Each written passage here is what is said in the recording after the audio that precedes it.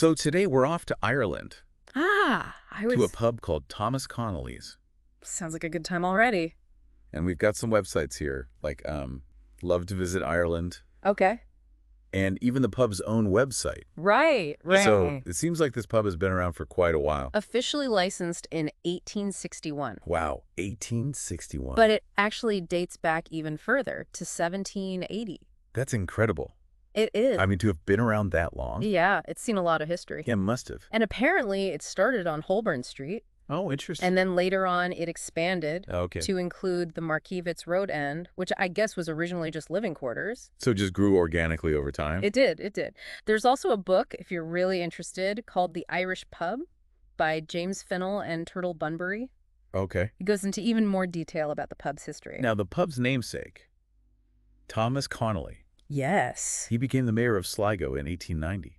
That's right, the same year he got the pub, actually. That's fascinating. You have to wonder if the pub played a role in his political life. Well, you can imagine, right? I mean, pubs in Ireland, they're such social places. Right. Maybe he used that to his advantage. Like a gathering place for his supporters. Exactly.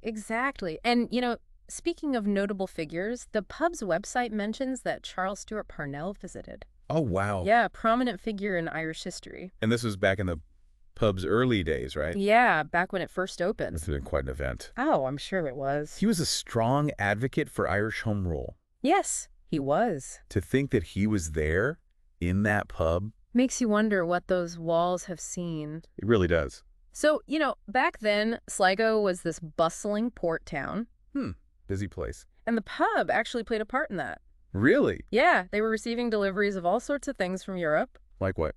Well, rope, linen, tea, you name it. Oh, wow. So it wasn't just a pub then. No, it wasn't. What else did they have? They had a grocer's shop right there in the pub. Imagine that, going to the pub for groceries. It's quite different from what it is today, wouldn't you say? It is. Nowadays, they're known for their whiskey collection. That's right. Over 160 different whiskeys. Irish, Scotch, Japanese, even bourbons. So they've clearly adapted with the times. They have, but you know what's interesting? What's that? They haven't forgotten their roots either. Oh, right. They still have that traditional Irish pub feel. That's good to hear. It is. So it's not all about the drinks, though, is it? No, not at all. They're also known for their live music. Oh, of course. They have some of the best musicians in County Sligo playing there. I bet it gets pretty lively. It does. And they're very proud of that, showcasing Irish music. Absolutely. It's part of their heritage. They even post their Whitley music schedule on their website.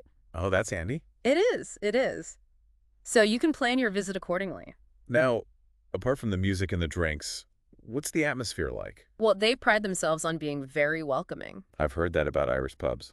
You can chat with locals. Okay. Hear stories. Sounds like a good way to get a feel for the place. Exactly. And it's not just about the history of the pub itself. No, you can learn about County Sligo as well. So it's a bit of a cultural hub. It is, in a way. That's fantastic. It is. They even show major sporting events there. Oh, so you can catch a match with the locals. You can. Imagine the atmosphere. I can only imagine. All the cheers and groans. Centuries-old pub, everyone gathered around. A real sense of community. Yeah, that's wonderful. It is. Now let's talk about Sligo itself. Okay. It's a coastal town. Beautiful. It is very beautiful and rich in history. I know it's famous for its connection to W.B. Yeats. Yes, the poet. And, of course, Ben Bulben. That iconic mountain. Sometimes called the Table Mountain of Ireland, right? That's right. And the beaches in Sligo, they're fantastic. They are. Especially for surfing. Oh, yeah. World-class surfing. Strandhill, Easkey, Mullugmore. Have you been to any of those? Not yet, but they're on my list. You should definitely go. I will.